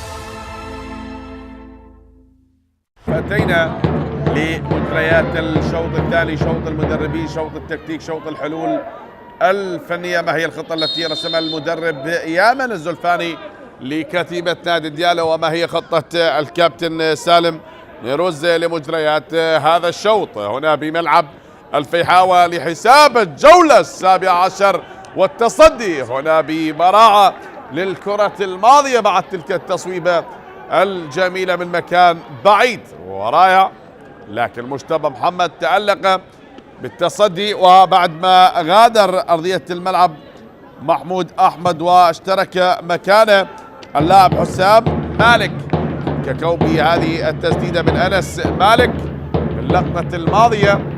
وصلت الكرة هناك بالراس تتخلص لتعود مرة أخرى بنقلة لمصلحة نفط البصرة من كابتن الفريق. هل تتغير الأمور؟ إشراك اللاعب الخبرة، وتعود مرة أخرى مصطفى يتراجع بهذه المحاولة من مصطفى عادل إسماعيل أوارو يعيد الكرة هناك عند الأسمراني جونيور يحاول بأن يعدي زيكي الإسماعيل. ممكن جول بهذه اللقطة. لا لا لا لا يا زيكي، وأبعدت من اللاعب ناثانيل نانجولو. عادت الآن عند اللاعب مصطفى مؤيد لمصلحة نادي ديالى. أنس مالك يلعبها من أنس هناك وفي الجهة اليسرى حتى غادرت أرضية الملعب وطالت على اللاعب صديق جمال. مرة أخرى أنس مالك لمصطفى مؤيد، يحاول مصطفى مؤيد. هناك مصطفى مؤيد لاعب اللي مثل نفط البصرة، وأنس مالك كذلك مثل نفط البصرة، وانتقل أيضا من نادي ديالى اللاعب اياد عبد فرحان ليمثل نادي نفط البصرة، لكن اليوم متواجد في الدكة. هذه الكرة عند اللاعب مصطفى مؤيد بالراس تتخلص تويس، ومجتبى يتألق جديد مجتبى محمد بهذا التألق وإنقاذ مرمى فريقه بأكثر من لقطة ومن أكثر من محاولة للحارس مجتبى محمد. شاهد بهذه العرضية من اللاعب مقتدى حسن، وبعد ما وصلت هناك عند اللاعب مقتدى مصطفى مؤيد كان خروج للحارس مجتبى محمد وتألق بإمساك الكرة باللقطة الماضية. هذه عادة مصطفى هادي يحاول قريبة من مقتدى حسن، ما بين مصطفى ومقتدى حسن، والكرة تترك هناك تعدي عند اللاعب حسام يحاول المرور العبور. ممكن أن تكون لا لا لا لا المتابعة يا إسماعيل. هذه عادت الآن هجمة مرتدة لمصلحة نادي ديالى، عدت لديالى عن طريق اللاعب مصطفى مؤيد، وخطأ هناك خطأ على اللاعب كان جنيفي أماتشو أو عن اللاعب جوزيف باللقطة الماضية. شاهد هذا الخطأ كان على اللاعب جوزيف باللقطة الماضية بعد مرور اللاعب حسام مالك بهذه الطريقة، ولو لم تمر الكرة من تحت أقدام الحارس وسام محمد كادت أن تكون بهدف نيران صديقة من اللاعب ناثانيل نانجولو، لكنها مرت وعدت بسلام وأمان على مرمى الحارس وسام محمد. واضح بالصورة حيدر ومصطفى بهذه اللقطة وبهذه التسديدة عدت وللأمام لنادي ديالى، غادرت أرضية الملعب. أبعدت الكرة من المدافع كان جينيفي أماتشو، أبعدها. هنا الخطير اللاعب أنس مالك يواجه فريق السابق واحد من أبناء البصرة. بعد هذه التصويبة من اللاعب مصطفى مؤيد، وبعد ما أبعدت من اللاعب أماتشو توغولي أبعد الكرة إلى خارج أرضية الملعب بالركنية الآن لمصلحة نادي ديالى عن طريق اللاعب عبد المجيد محمد على التنفيذ. عبد المجيد محمد هو على التنفيذ لهذه الركنية لنادي ديالى. من عبد المجيد يلعبها والابعاد ياتي. نعم لامست اطراف اصابع الحارس كرة الماضية وابعدت، وناتانيل نانغولو يتقدم للامام، وكان الابعاد من الحارس. تعود هنا بركنية اخرى لمصلحة نادي ديالا، لنادي ديالا من جديد، والبحث عن هدف من خلال الكرات الثابتة. صديق جمال على التنفيذ. هنا الركنية لديالا ملعوبة، والابعاد ياتي بقبضة اليد من الحارس مجتبى. نعم بتمركز سليم وخروج للحارس، ويتألق بالكرة الماضية بأكثر من 3 إلى 4 كرات تألق بها الحارس مجتبى محمد. استطاع أن يتمكن من إبعاد الانفراد في الشوط الأول من اللاعب الفرنسي لويس، واستطاع أن ينقذ مرمى فريقه بالإمساك بالكرة الماضية والإبعاد بقبضة اليد، وبالعديد من المحاولات التي حاول من خلالها لاعبين نادي ديالا الوصول لمرمى هذا الحارس وتسجيل هدف أول، لكنهم لن ينجحوا باختراق شباك الحارس ومنظومة هذا الحارس مجتبى محمد. وكذلك استمرت المحاولات من لاعبين نادي نفط البصرة بالضغط على مرمى الحارس وسام محمد، وحتى الآن التعادل لا زال قائم ما بين الفريقين، لا شيء لنادي ديالا ولا شيء لنادي نفط البصرة. هذه الكرة عدت هناك إلى خارج أرضية الملعب. الإبعاد في اللقطة الماضية والتماس ملعوبة الآن عند اللاعب هناك زيكي، من زيكي وتعود حيدر. خلص الكرة طويلة للأمام، محاولة الوصول عند المدافع أماتشو كان جينيفي يحاول بهذه الكرة وأبعدها من أمام اللاعب مرتضى. لقطة الماضية وعبد المجيد، الكرة عدت لعبد المجيد محمد، وبنقلة هنا تخلص لتعود مرة أخرى. تشاهد صعود اللاعب ناتانيل نانغولو، هو يحاول يعني يصل لمنتصف الملعب، وهناك هجمة عن طريق اللاعب صديق جمال، بينما هنا اسماعيل عدى، انقطعت من اسماعيل وعادت لناتانيل نانغولو بمنتصف الملعب. هذه الكرة وهذه المحاولة هناك من مرتضى مرة أخرى، عادت عند اللاعب أيمن محمود. نقلة طويلة يا أيمن محمود، خروج للحارس مجتبى محمد من مجتبى بمنتصف الملعب، عدت الآن لمصلحة نفط البصرة، والكرة بنقلة عند اللاعب حسام كاكاو. يا حسام مالك يلعبها بعد تمريرة الصادق سامي لحسام، وتعود الكرة لمصطفى عبد الجليل. أعاد الكرة عند اللاعب أرستوتي زيكي، يلعبها باتجاه اللاعب اسماعيل عدى، اسماعيل مر، اسماعيل الكرة وإلى خارج أرضية الملعب. يطالب حكم المباراة بركنية اسماعيل، ولكنها غادرت أرضية الملعب. كابتن سالم فيروز نظرات، وهناك ترجيح. الثنائي الكابتن سالم والكابتن علاء نوروز المتواجدين بالمباراة نعم بقيادة الفريق حينما يأتي المدرب الجديد ويستلم مهمة التدريب لكتيبة نفط البصرة. عدت هناك بنقلة من اللاعب صديقي، والذي يحاول الآن المرور بهذه الكرة تأتي، والعرضية هنا المحاولة عند الحارس مجتبى. من مجتبى مرت يا مجتبى، عدت لحسام مالك. حسام مالك كاكاو يحاول الآن من حسام مالك عند اللاعب زيكي، وبنقلة هي تمضي لمصطفى عبد الجليل.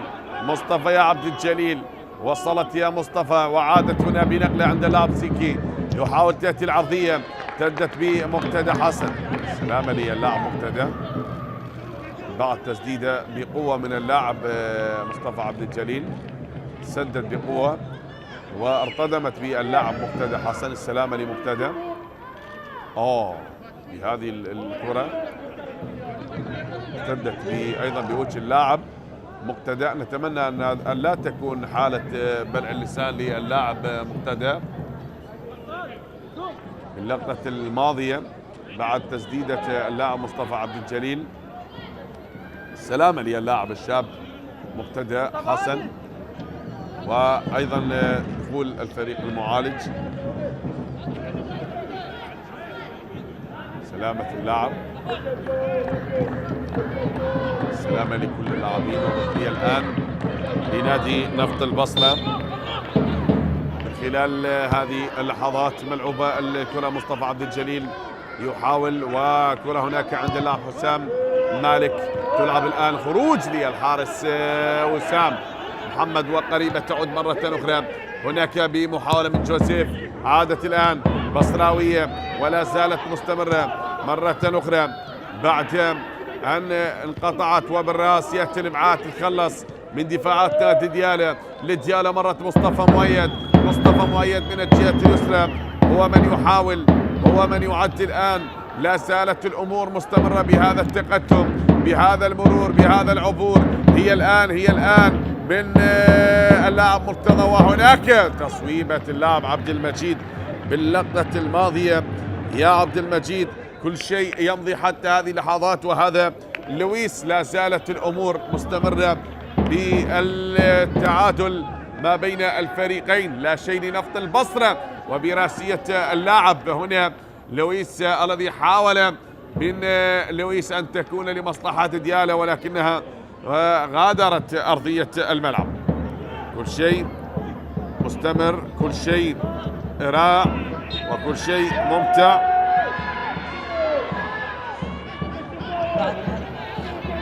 بعد تلك اللقطة حاول بها نادي ديالى بأن يصل ويسجل، ولا زال نادي ديالى يبحث عن هدف، وكذلك نادي أيضا نفط البصرة الذي يسعى بأرضه من أجل تحقيق هدف أول أو النقاط الثلاثة.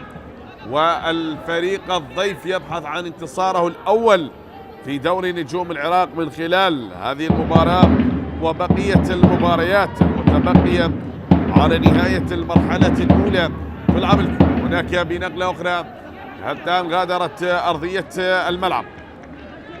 كرة تغادر أرضية الملعب.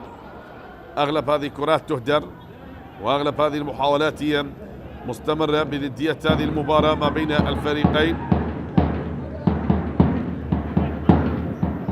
هذه تمضي هناك عند المدافع كان جري في أماتشو، وللأمام. خطيرة هذه المرة، خطيرة هذه المرة. لا، طالت بعد أن غادرت أرضية الملعب. مرتضى كان هناك، ومقتدى كان أيضا متواجد، وحيدر، والكابتن سالم. الكل ما يمضي في المباراة والبحث عن هدف، والاثنين يطمحون لتسجيل الهدف الأول من خلال مباراة اليوم. شاهدنا نادي نفط البصرة قدم الكثير في المباراة، وكذلك نادي ديالى الفريق الذي لا زال يسعى ويقدم من أجل الوصول وتحقيق الهدف الأول من خلال مباراة اليوم. مصطفى عبد الجليل والإبعاد يأتي تتخلص. ارتدمت الكرة بحيدر وغادرت أرضية الملعب. وصلت هناك مرة أخرى إسماعيل، دوران لهذا اللاعب يلف يدور بهذه الكرة، وعادت إسماعيل مرة أخرى. هنا صافرة بهذا المكان، صافرة وبهذا المكان الخطير. مشاهد لمصلحة نادي نفط البصرة، وهناك من يبدأ اعتراضا بهذه اللقطات. شاهد تلك الإعادة ثاني نالجولو باللقطة الماضية. نادي ديالى يسعى، والخطأ لمصلحة اللاعب حسام مالك بتلك اللقطة. الآن لا زلنا حتى هذه اللحظات نشاهد أحبتي من هذا المكان. هل ينجح نادي نفط البصرة ويسجل الهدف الأول بالمباراة؟ نلعب بالدقيقة 59 من أحداث اللقاء. كابتن الفريق على التنفيذ حسام مالك، كابتن الفريق قائد الكتيبة الحمراء للكتيبة البصراوية حسام بهذا المكان الخطير. هل يخترق هذه المنظومة الثابتة جداريا؟ وتحركا للحارس من حسام يلعبها نعم، لكنها ارتدمت بجدار وتعود الآن بنقلة من عبد المجيد للاعب لويس يلعبها هناك، تترك وتمضي الكرة عند اللاعب مصطفى مؤيد، يحاول يا مصطفى مؤيد، مر بالكرة عدى مؤيد والكرة انقطعت يا مصطفى مؤيد، ومرت هنا تأتي العرضية لنادي ديالى، لكن هناك اصطياد من هذا العنكبوت مجتبى محمد يتألق وينقذ المرمى بالكرة الماضية بعد هذا الابعاد. هنا اسماعيل، عدى اسماعيل، مر البصرة اسماعيل، عدى اسماعيل لحسام، انقطعت من حيدر، وبمنتصف الملعب عبد المجيد صديق جمال، مر يا صديق جمال، عدى هناك يا صديق الى خارج ارضية الملعب مرة اخرى. ثنائي جميل ما بين صديق جمال ومصطفى مؤيد بالتحركات والمرور والعبور الرائع. ما ينقص المباراة هي اللمسة الأخيرة وتسجيل الهدف، فهل يكون الهدف حاضر بالمباراة؟ وهل يكون لنادي ديالى أو لنادي نفط البصرة؟ من خلال هذا اللقاء ومن خلال متعة المباراة نشاهد حتى الآن هذه بعد ما وصلت الكرة وبعد ما عدت، ولا زالت الأمور مستمرة حتى هذه اللحظات. هذه تلعب إلى أن غادرت أرضية الملعب، الكرة بعد ما غادرت أرضية الملعب ولا زالت الأمور مستمرة. شاهدنا توجيه للاعب كان جيليفي أماتشو بعد تلك الكرة وكان الخطر بعد ارتقاء وصعود اللاعب لويس بالكرة الماضية. صافرة حكم المباراة الدولي مهند قاسم هي من تضبط هذا اللقاء. التعادل مستمر ما بين الكتيبة الحمراء والكتيبة البيضاء الموشحة باللون البرتغالي. هذه ديالى هنا بالبصرة وبملعب الفيحاء، والتعادل مستمر ما بين الفريقين لحساب الجولة السابعة عشر. وأيضا كما ذكرنا في نفس التوقيت انطلقت مباراة نادي طلبة وكربلاء، والطلبة الذي يواصل تألقه من أجل الوصول للمركز الثاني بسلم الترتيب لدوري نجوم العراق. هذا في حال إذا حقق الفوز اليوم على نادي كربلاء سيقفز بالمركز الثاني بترتيب دوري نجوم العراق.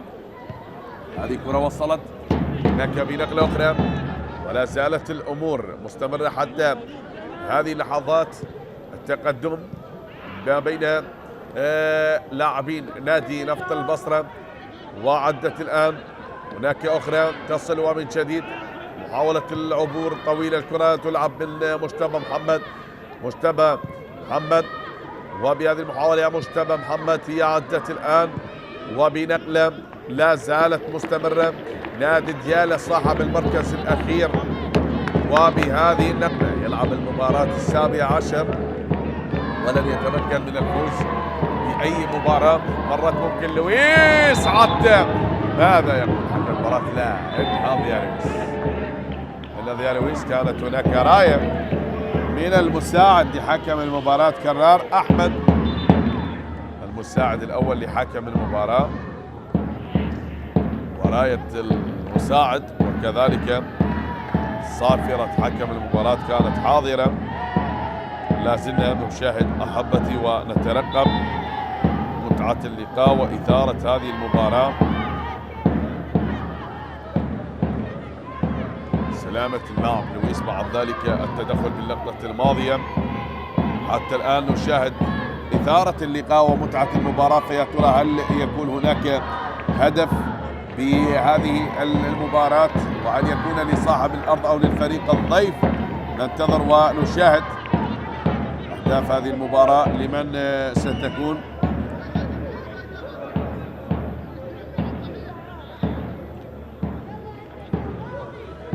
على ما يبدو هنا تغيير، هل سيترك أرضية الملعب صادق؟ هل ممكن صادق زامل أو من يغادر أرضية الملعب حتى يشرك اياد عابد فرحان أو مرتضى ماجد؟ نعم، مرتضى ماجد بدلا من صادق زامل. يشرك الآن مرتضى ماجد بدلا من اللاعب صادق زامل.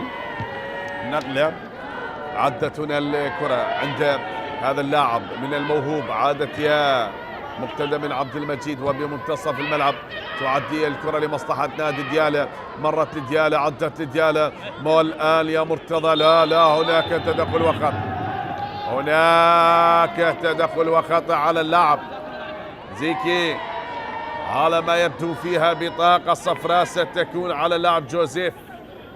نعم، والبطاقة الصفراء على اللاعب جوزيف بعد هذا التدخل باللقطة الماضية مع اللاعب مرتضى حسن.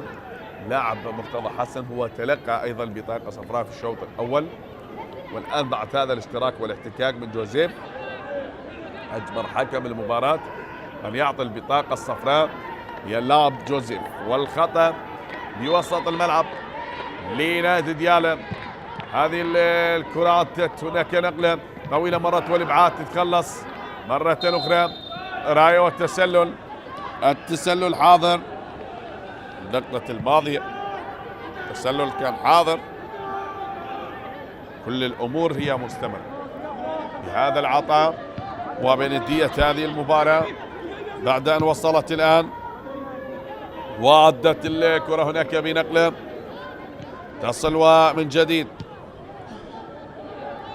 تعود بالراس، وصلت عند المدافع كان جينيفي أماتشو من أماتشو يلعبها نقلة من جديد هناك حسين، وتصل الكرة عند الحارس مجتبى محمد من مجتبى محمد، نقلة طويلة يا مجتبى محمد وبالراس هي وصلت الآن وعادت هنا للمصطفى عبد الجليل، يلعبها أمامية مصطفى لمصطفى هادي، مصطفى ما بين هادي وعبد الجليل، والكرة محاولة من مقتدى حسن عفوا أراد أن يقطع الطريق بالكرة الماضية.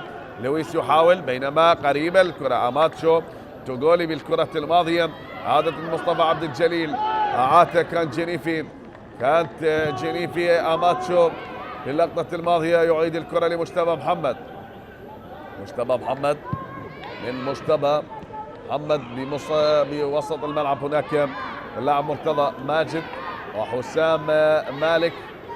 حسام مالك نقلة باتجاه اسماعيل يحاول أن يتخطى هناك صديق جمال، بينما الكرة وصلت الآن عدت ولا زالت الأمور مستمرة بهذا الحال وبهذا التقدم، هي تمضي وإلى خارج أرضية الملعب. الكرة ضاعت هناك وغادرت لتعود مرة أخرى. لا شيء لنفط البصرة ولا شيء حتى هذه اللحظات بعد هذا الأداء والتعادل مستمر مصطفى عبد الجليل بهذه التحركات. هل يأتي هدف ويحرك المياه الراكدة؟ هذا إذا كان من نصيب نفط البصرة فهو يبقى لصاحب الأرض، أو إذا كان للفريق الضيف فهذا يعتبر دافع معنوي للاعبين نادي ديالى خلال هذه المحاولات المستمرة. هناك بالوسط تمضي الكرة عند اللاعب مصطفى مؤيد، عادت لعبد المجيد من مصطفى وبنقلة مرت هناك إلى خارج أرضية ملعب، لا تغادر أرضية ملعب، والخطأ كان باللقطة الماضية. السلام لي اللاعب أنس على ما يبدو بالكرة الماضية، نعم وأنس مالك أيضا كابتن الفريق بهذا الدخول ما بين أنس مالك واللاعب توري جونيور. هذه الإعادة لهذه الكرة التي حاول بها أنس مالك لكنها أبعدت من المدافع كان جينيفي أماتشو. مجتبى محمد يلعبها طويلة من مجتبى محمد وبنقلة بالراس تخلص من لويس. عبد المجيد يحاول عبد المجيد محمد عبر هذه الكرة من وسط الملعب وتتهيأ ناثنين الجولو مقتدى حسن هناك لحيدر، وانقطعت الكرة يا حيدر بعد ما وصلت جوزيف. أعاد هذه الكرة من أيمن محمود لناثانيل نانجولو يلعبها وللأمام، هي وصلت هنا عند اللاعب هذا هو الموهوب عبد المجيد، حاول المجيد محمد صبارة للكرة الماضية لمصطفى مؤيد من الجهة اليسرى يا مصطفى مؤيد، وصافرة حكم المباراة حاضرة.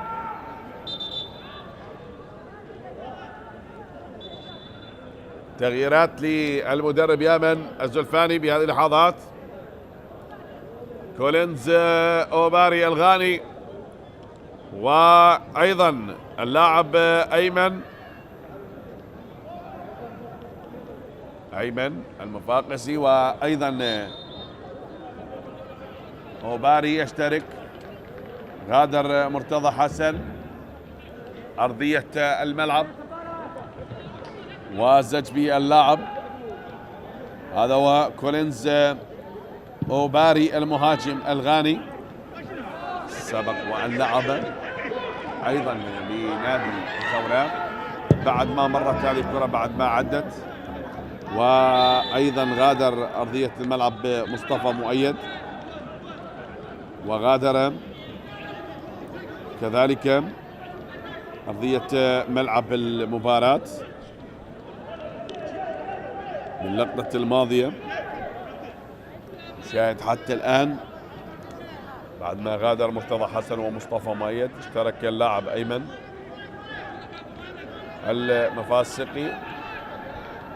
المفاقيسي عفوا باللقطة الماضية، ومن اشترك اللاعب البديل، وهذا اللاعب أيمن محمود.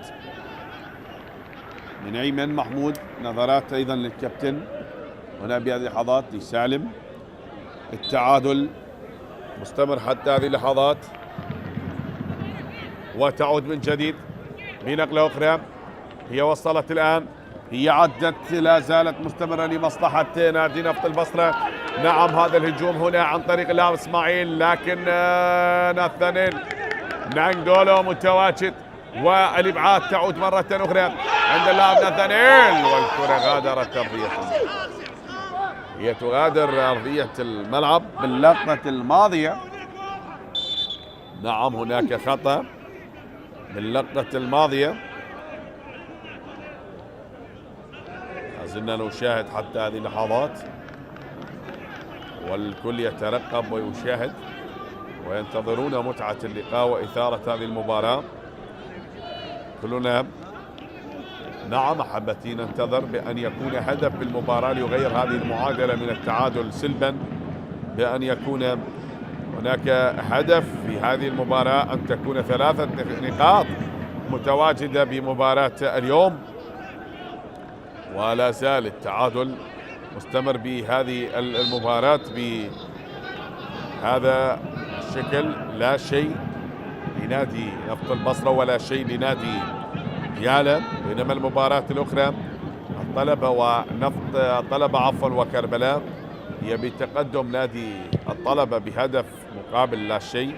وبعد هذه المباراة ستلعب مباراة نادي هوك ونادي القرمة، هذه عدت يوم غد إن شاء الله. كذلك ستلعب 4 مباريات.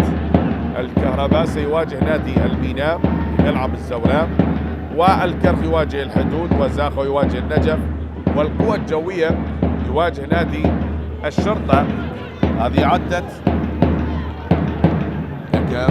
صراع على المنافسة لصدارة الترتيب لدوري نجوم العراق. يبقى في صدارة الترتيب الزوراء بعد فوز على نادي نفط ميسان بهدف مقابل لا شيء. وهذه عدت الآن بتصويبة عند الحارس مجتبى محمد، يتألق باللقطة الماضية. مجتبى محمد تمكن من التصدي وتألق بالكرة الماضية، وتألق بالعديد من التصديات لتلك المحاولات التي وصلت مرمى فريقه. هذه عادت من مصطفى عبد الجليل، يلعبها هناك تتهيأ جونيور، ومرت الكرة والعبور الآن حسام مالك. يا حسام تأتي بالعرضية وبالرأس ناثانيل نانجولو، تتهيأ الكرة بالتصويبة، لا وين هذه، وين بعيدة إلى خارج أرضية الملعب. هذه يا جوزيف قالت وغادرت أرضية الملعب يا جوزيف.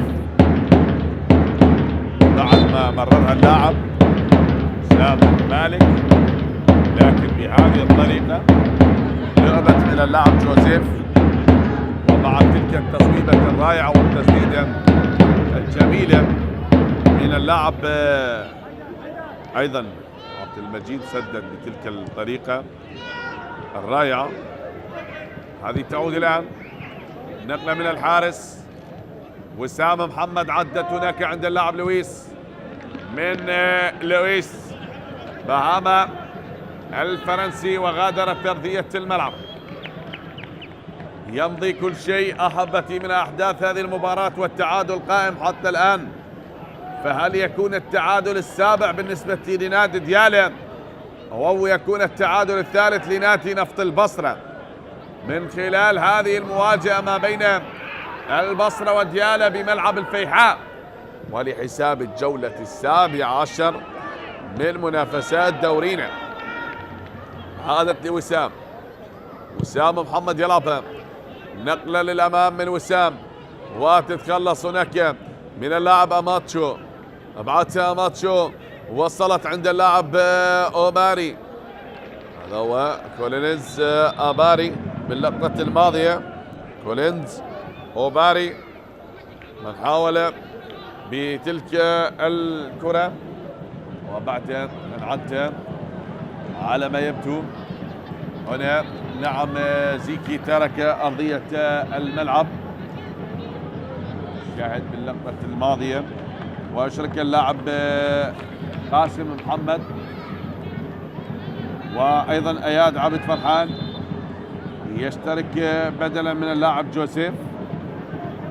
زيكي أرستوتي، زيكي وجوزيف ترك أرضية الملعب، ويشترك اللاعب أياد عبد فرحان وقاسم محمد. في هذه اللحظات مرت الكرة، إذن أياد القادم، أياد عبد فرحان قادم هو من نادي ديالى، ويشترك الآن ليكون منافسا لفريق السابق قبل أن يمثل نادي ديالى. لعب لنادي الميناء، ومن الميناء مثل أيضا نادي ديالى، واليوم يشترك بهذه الدقائق المتبقية. هذه تعود إلى أن غادرت أرضية الملعب عبد المجيد محمد، والتعادل لا زال مستمر حتى الآن أحبتي. لا زلنا نشاهد ونترقب إثارة اللقاء ومتعة المباراة ما بين نادي ديالى وكذلك. هذه تعود بتصويبه هنا عند الحارس وسام،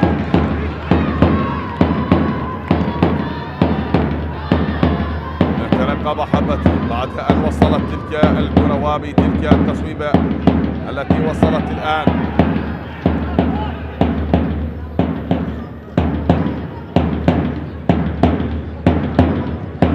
هذه وصلت هناك من جديد بتمريرة، عدت وللأمام، تصل هناك بمحاولة أخرى تعود لمصلحة نادي ديالى بالبحث عن هدف. يا ترى هل سيأتي الهدف ويغير نتيجة المباراة، ومن تكون المباراة بحال أفضل من حال الذي ما هو عليه الآن بعد محاولة اللاعب أياد هذا البديل. والخطأ هناك كان باللقطة الماضية على اللاعب صديق جمال، لذلك الخطأ. دقائق تمضي وتداهم مجريات المباراة. هذه وصلت الآن بنقلة، عدت هناك بمحاولة أخرى، تعود للأمام، طويلة تتهيأ الكرة والإبعاد، تتخلص من اللاعب ناثانيل نونغولو، وأمامية بالراس من إسماعيل، عادت بمنتصف الملعب. هذا حيدر خلصها وعادت مرة أخرى للعبور بهذه الطريقة والمرور بهذه الطريقة.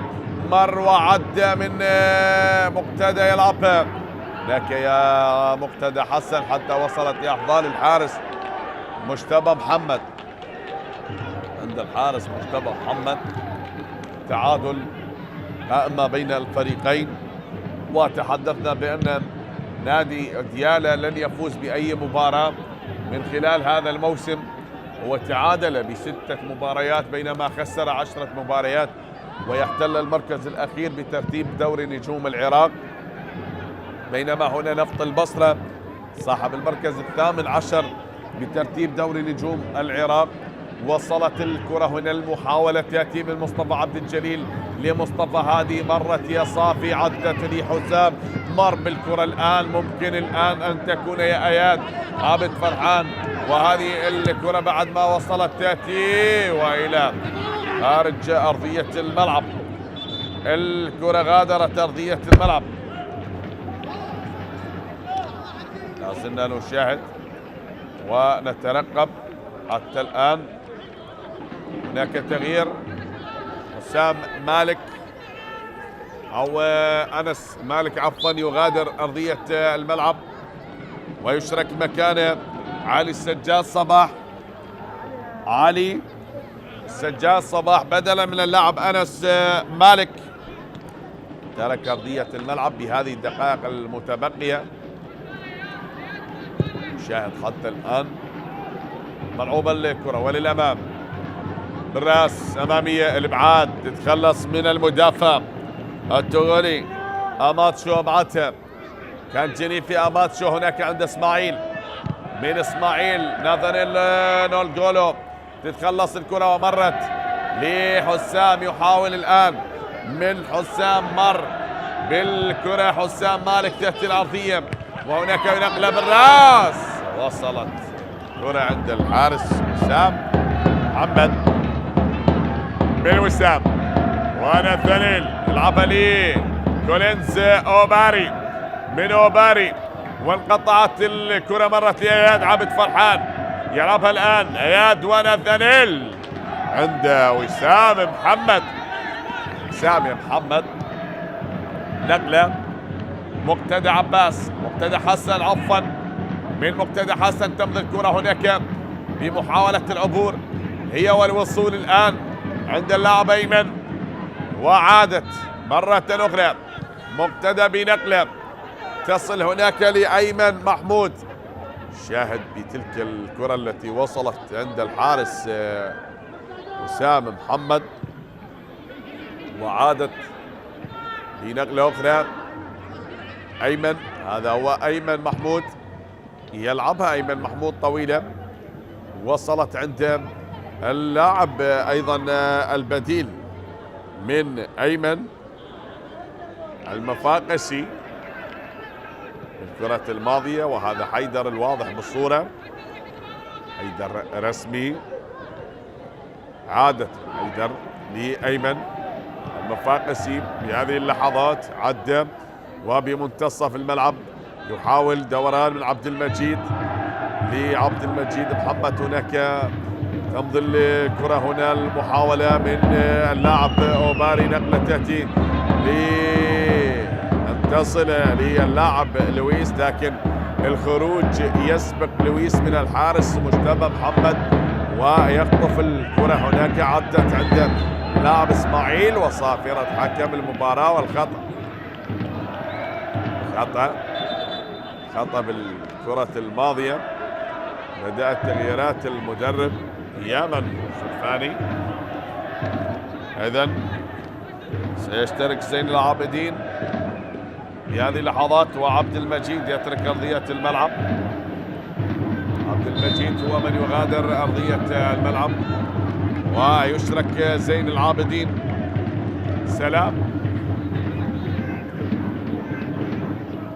زين العابدين سلام اشترك الآن، وبهذه النقلة تستمر المباراة بالتعادل بعد تغييرات مدربي الفريقين للاعبين، وزج ما لديهم من طاقات شبابية بأن تكون بطاقات رابحة في المباراة، ولكن حتى الآن لن تكون أي بطاقة رابحة في هذا اللقاء بعد إشراك اللاعبين الشباب واللاعبين الخبرة، والتعادل بقي مستمر حتى هذه الدقيقة 85، والتعادل مستمر ما بين نادي ديالى ونادي نفط البصرة.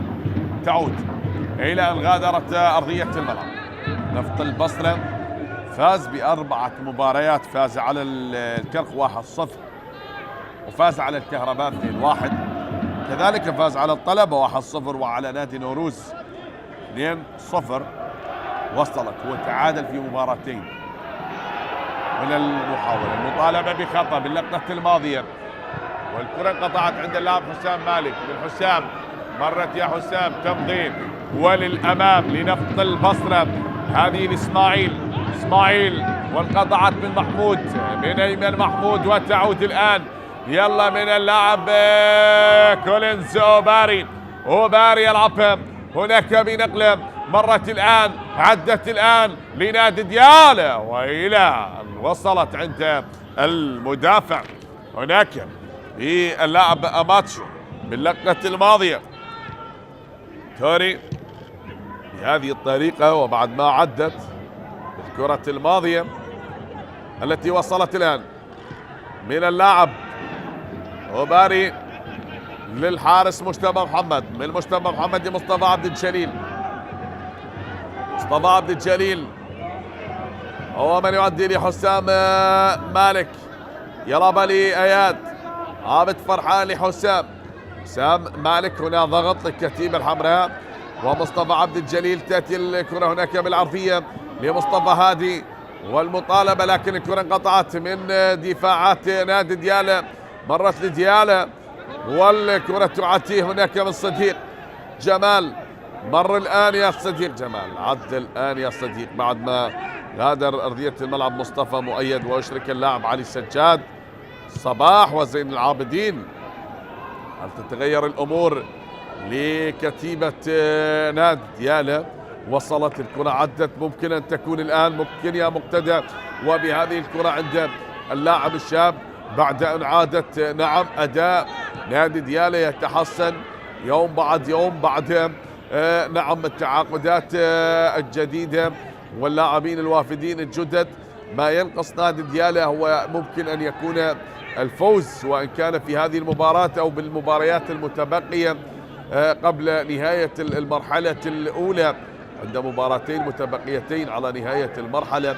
وكذلك نادي نفط البصرة بعد تعاقدات جديدة، وينتظر أن يأتي مدرب جديد بدلا من المدرب الذي ودع اللاعبين وكذلك الكادر الإداري لنادي نفط البصرة بعد إنهاء عقده بالتراضي المدرب أندري ماناديتش الكرواتي.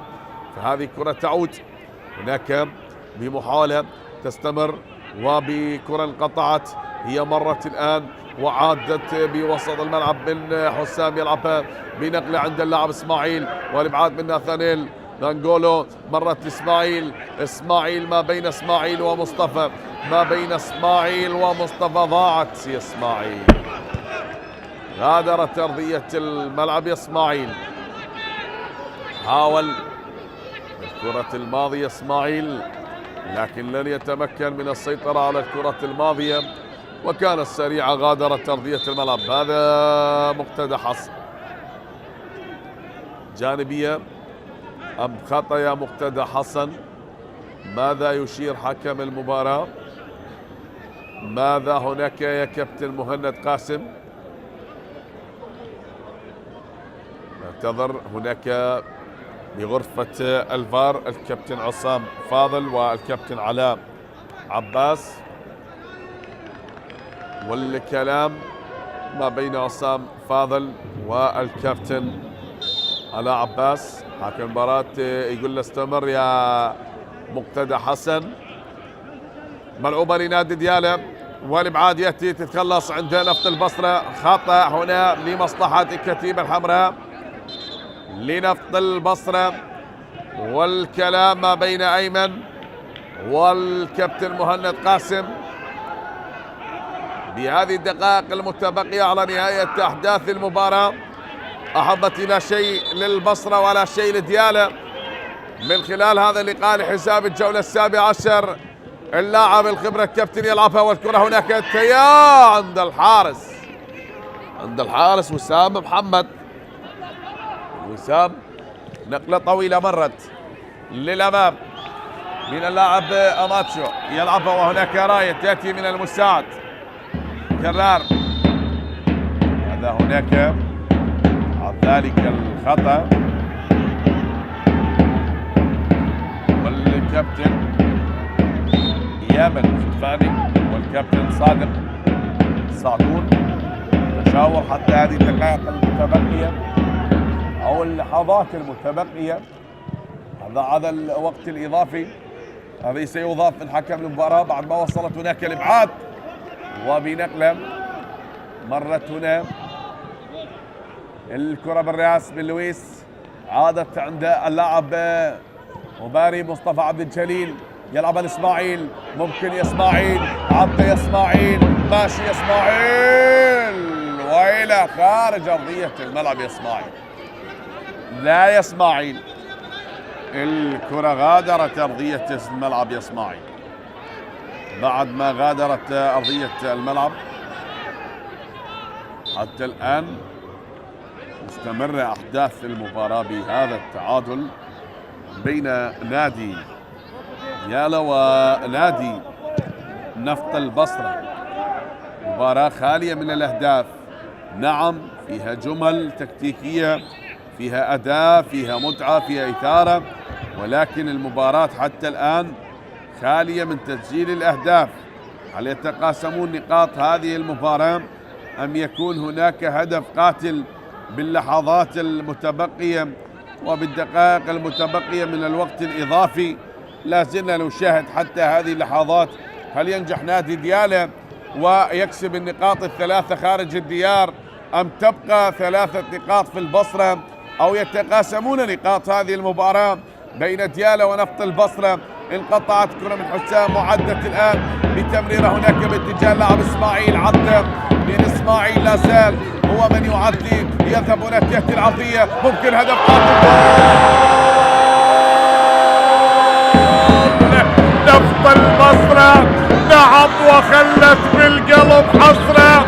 ايه البصرة، ايه البصرة، ياتي الهدف القاتل، وفي الوقت القاتل، بالوقت القاتل ياتي هدف المباراة لينهي كل شيء، لينهي كل شيء للبصرة.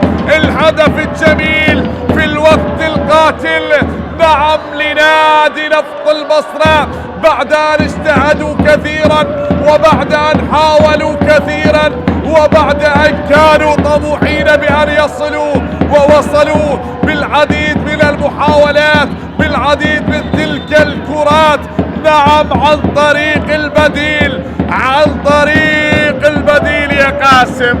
جميل وروعة ومثير، وبطاقة صفراء تشر على اللاعب. شاهد مرور اللاعب إسماعيل كيف عدى، كيف مر، وكيف هي الكرة الماضية بتلك التمريرة. لا وجود لتسلل بهذه الطريقة وبهذا العبور. هو الذي مر، هو الذي عدى، هو الذي سجل قاسم محمد البديل، نعم ليعلن الأفراح في ملعب الفيحاء ويسجل أول أهداف المباراة.